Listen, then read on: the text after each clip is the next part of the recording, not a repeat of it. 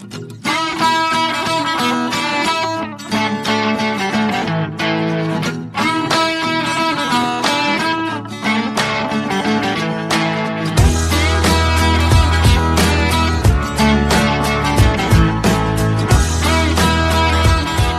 one and welcome all.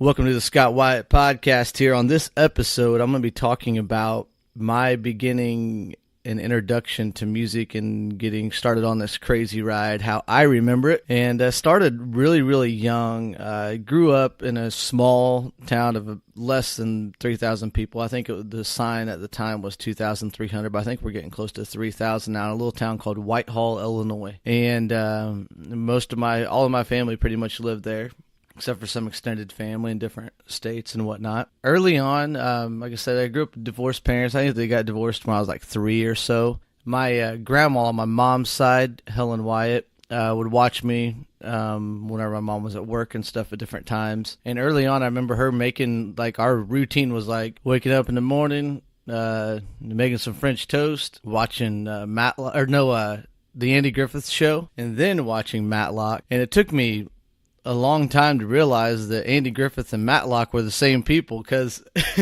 I thought they were both like made in that moment in time, you know, not years and years apart. So that was always kind of funny. While she was making French toast, she'd always have like Elvis music or some kind of music playing. But it wasn't until the moment, I don't remember exactly what it was, what concert or if it was a movie, but I remember seeing Elvis Presley on TV performing and the crowd going nuts. And I was like, that's what I want to do. How do I get to do that? And I also remember, to go along with the the Elvis story, I remember my grandma Bev Ferris, my dad's mom, she had the video tape of his Hawaii concert.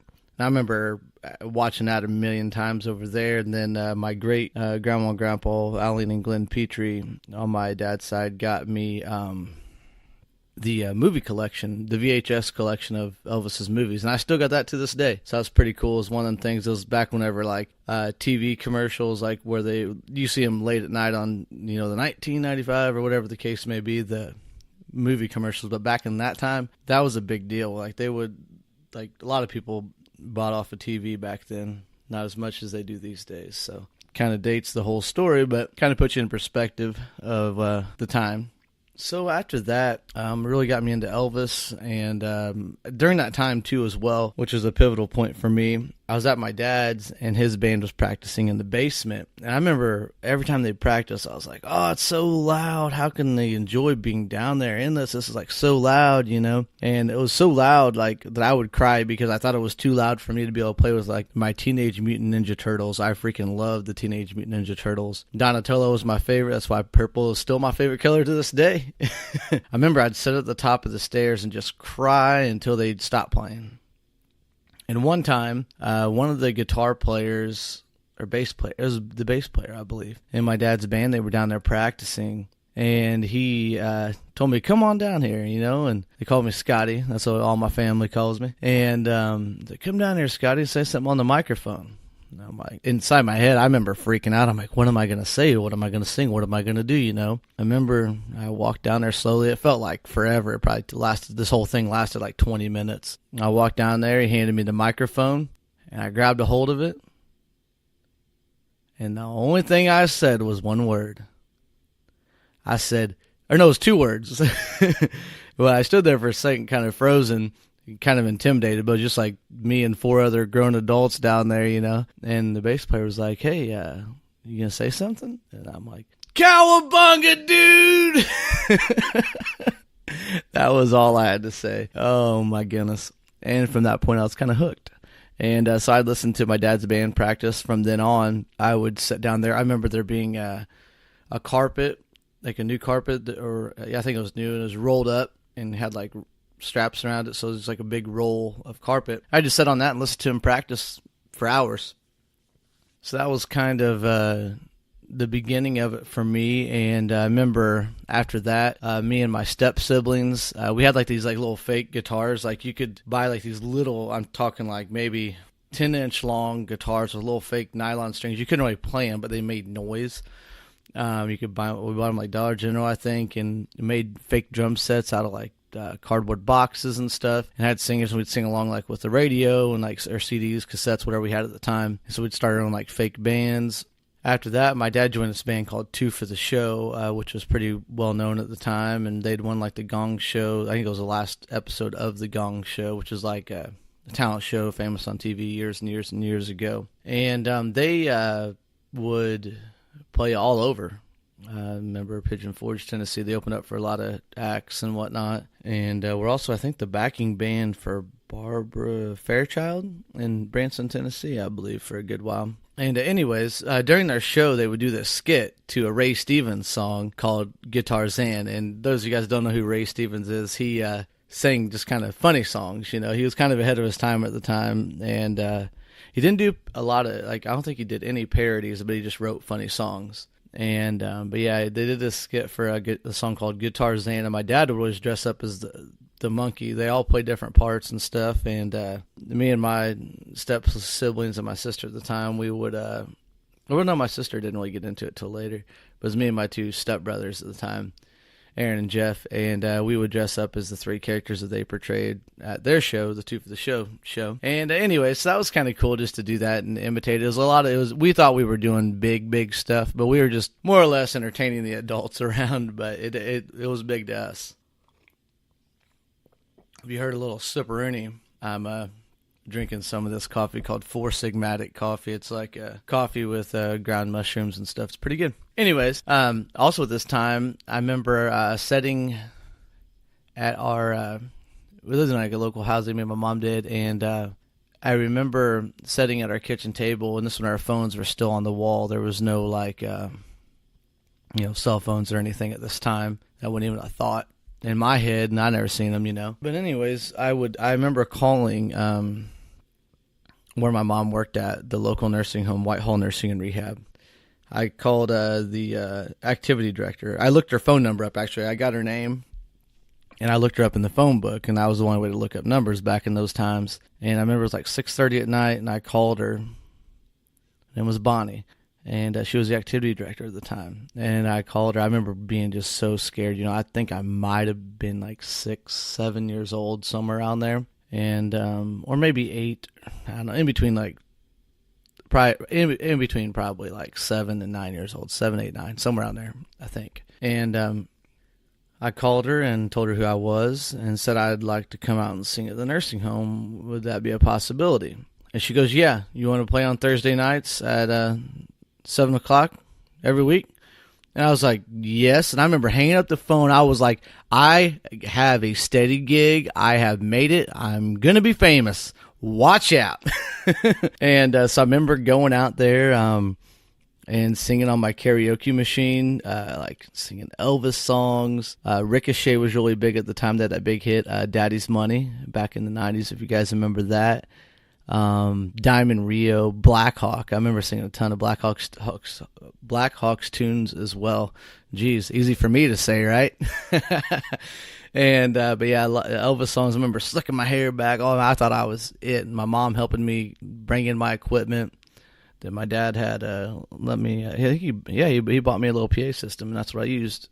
After I used my karaoke machine for about 4 shows, and my dad got me this little PV PA system. That's what I used to do my shows with, And then shortly after that, I said, still living in the housing there in Whitehall, and I remember me and my cousin started playing music, trying to play music together. We had started guitar lessons at that point. I think I knew maybe one chord. Guy John Coates in town taught us guitar lessons. He taught us like how to build the chords note by note and kind of the theory behind it. So that was pretty cool. So me and my cousin would play along with like CDs and just play, and we'd sing, crank our vocals up so we could kind of sing over the actual recording that was playing, and we'd just play along with it, even if we didn't even know the chords, but we were singing along with it. So we had this wild idea. We were going to put on a freaking concert right outside my apartment with it at the very end.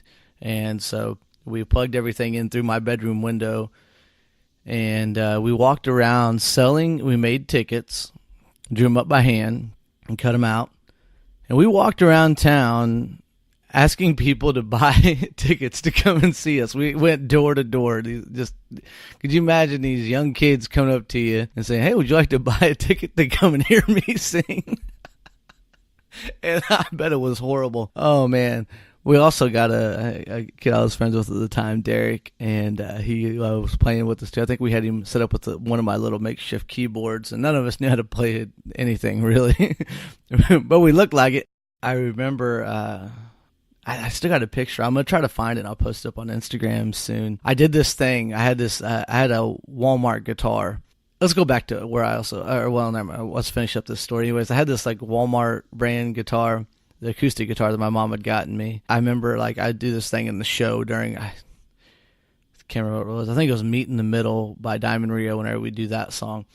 And I'd throw it up in the air and I'd catch it because I thought it was cool. Because at this time, Garth Brooks' concerts were like, he had like specials on TV and he was huge. I mean, he's still huge, but he was taking the world by storm at the time. And his concerts were so energetic and he did wild stuff like that. So I'm like, hey, I'm going to do that too because that's what Garth does. So I'm going to do it too. But we're going to take a little side step in this story and how I got like my first couple guitars. My first guitar I remember was a black electric guitar. My mom got me. We went up to Springfield, Illinois, and my uncle took us around to some pawn shops, and my mom bought me my first electric guitar and PV amp. Didn't even know how to play it at the time. And then I really wanted an acoustic guitar because my cousin had one, so my mom saved up all of her money and got me one for Christmas, I think that following year. And so that was pretty cool. So, yeah, back to the story after we get done playing those concerts at the housing and stuff. I also remember we'd done a couple of those concerts outside, and we didn't sell any tickets after the first time because we thought there was people that just gave us a couple dollars, just for being sweet kids coming up, trying to get this business a-rolling, trying to put some cash in the pocket, seeing if they had HBO will help a brother out, let me tell you. And folks did. I tell you, a very generous community I'm from. I tell you what, love them all to death. But through these little concerts, we ended up doing a couple shows during at the end, I think it was before Bingo started in the housing. There was a little conference room, and we did a couple little shows in there for the folks, the ladies that were in there to play Bingo. So that was a huge, huge deal. And also at this time, I forgot about this story. I didn't even put this in my notes. There's a local radio station that's still around today, 105.5 WJVO in Jacksonville, Illinois. And this is before there was like cell phones and everything, remind you. And so back then to call like out of town was considered long distance, and there was an upcharge. I didn't know that. And so I ran up our phone bill by calling 105.5 dang near every evening. I remember calling there a lot, requesting Love is the Right Place by Brian White. I freaking love that song. We went on a trip down to Florida to see my family down there, me and my mom and my uncle and my brother at the time. He was, I think, maybe 2 and or 3, somewhere around there. And anyways, about the whole way down there, I remember my cassette tape. This is when they started cassette singles that they sold on cassettes. Like you bought one song on a cassette. Sometimes there may be 2, and that was a big deal. It was only a couple bucks. And anyways, had this Brian White single, "Love Is the Right Place," because I didn't have the money to buy the whole album at the time. It's about the damn single. And I listened to that the whole way down to Florida, Orlando area, and all the way back up to Whitehall. So yeah. So anyways, calling and request "Love Is the Right Place" all the time. And we had begged the DJ, beg him to let us sing on the air over the phone, And one night around 10:30 at night, I remember like it was yesterday, it was me and my buddy Derek was sitting there in my little bedroom in there inside our apartment. He let us sing. He said, "You guys know," what was the song? "I Like It, I Love It" by Tim McGraw. I said, "Yes, sir, we know that song." And I remember was listening to the radio while I was on the phone. And we heard the opening riff. Oh, man, we rocked it out. Was having a good time. Then the vocals started. Then we just started singing away. Both of us screaming into the phone, singing the song. We could hear it coming through the radio. And at that time, I tell you what, we felt like we had just sold out Madison Square Garden or, the Nissan Stadium. We thought we did it. We thought we were, the top at the top of the top of the top of the top. So anyways, also during this time, my uncle, who's a very well-known wood carver and written many books and a very super talented guy, also a very talented guitar player and singer, which we'll get into later on in the podcast during some of the story here that we're telling. But he would every summer he would do this wood carving show over in Branson, Missouri. And so me and my aunt and uncle, we'd load up my uncle's truck, and he had to cover a shell over the back of his truck. And in between all of his carving equipment, he would carve out. Like, there'd be like two areas on the right and left side where me and my cousin would lay it down like our pillows, sleeping bags, get it real comfortable, and we'd sit in the back of the truck there. In the truck bed part with the shell over, with all this carving equipment around us, and ride all the way to Branson, Missouri. We would always have a cassette player with batteries and practice songs and talk about music, come up with our band name, which our first band name was the Western Underground, because we had just went to the Tri-State Rodeo with my grandparents, Bev and Bob, and Chris Ledoux was playing, and that was his band's name, Chris Ledoux and the Western Underground. Which we only knew that because we went to the merch table, and we asked, I think they had a little thing that said that it was Chris Ledoux and the Western Underground was the band's name, his backing band. And Chris Ledoux put on a hell of a show. And just a side note for some of the people that we saw at the Tri-State Rodeo that was so phenomenal. I believe the first one was Doug Supernall was the very first show we saw. And then Chris Ledoux. And then Steve Holy had that big hit, Good Morning Beautiful, back in the day. And then the last one we saw was Lone Star, and that was awesome too. So yeah, that was Tri-State Rodeo in Davenport, Iowa, or Des Moines? Davenport, I believe. Davenport, Iowa. And so me and my cousins both had a similar love for music and everything. So me and my cousin continued guitar lessons, and to go back before guitar lessons, our great-grandparents, Alan and Glenn Petrie, put us through piano lessons with a distant family relative, Dorinda Forster. And I remember piano lessons, I was not like the best I'm not the best at reading like sheet music. Like some piano players that are super great can just like open up any sheet of music without ever hearing the song, boom, look at the music, play it. I can't do that. Never could, never will be able to. I can look at it and tell you what the notes are and everything, but that's what looking at it and kind of studying it for a second. So I mainly learned by ear. Yeah, so we end up, I still don't know if it was rigged to this day, but I got first place in 1998 in a piano contest. So we're not going to say it was rigged, but I think everybody might have got a first place trophy, but I don't know. For my group, I did get first place, so I'm going to keep it at that. I'm pretty sure we all got one that said first. I don't know. If you're listening and you were one of the competitors, let me know, please. I need to know if I'm really that good. No, I'm joking. But this was before. At this time, it wasn't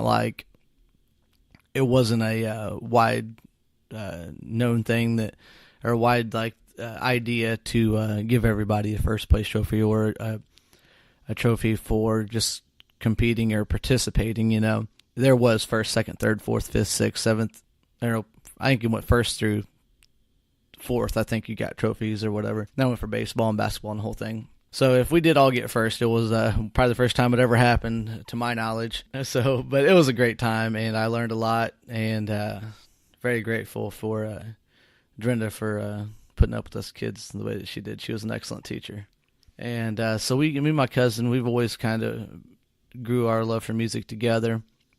He was always a better guitar player than I was, and still am. He's way ahead of me. We would, me and my cousin began writing our own songs at the time because we had became decent guitar players. We knew a fair amount of chords, and we'd get together and have writing nights. I have cassette tapes. I tried finding it before this podcast to roll it as I'm recording it, but I'll dig it up and play a couple snippets for you at the end of this, and so you get a good laugh. Yeah, we wrote a lot of songs, put on a lot of concerts at family functions. Like for Thanksgiving and Christmas, we'd play. There's a living room or the front room. I don't know what you call it. There's 2 living rooms in my grandparents' house. We would put on concerts. All the family on my dad's side of the family that would come over. And we got my little sister Callie involved a couple times. She used to sing it was a little Texas song. I want to say it was God Bless Texas, I'm thinking. And I still cover that song to this day. I remember she'd always sing Bad Boys, that old Cops theme too, when she was a really little kid, and everybody got a kick out of that. So yeah, we do like concerts at family functions, and then I remember like around the 4th of July, we'd always have a cookout at my grandma's, and we would set up in the backyard and play music and stuff. I remember one time we got my buddy Leighton involved in there, and then it was around this time, I think I'm cruising around this time in the story. I think I'm about in junior high, which it was called junior high at the time, which nowadays is called middle school. So by that time it was like 6th, 7th, and 8th grade. Just starting junior high, and I remember me and my cousin. This is around the time like dial-up internet was the big thing. And this time there was like no Facebook, MySpace, none of that. So we would go into like Yahoo chat rooms, and you could use like a computer mic and we'd play music for these country music chat rooms and stuff. And that was a blast. What else happened around this time? Yeah, then my grandma Helen Wyatt, they got me me really interested in Elvis.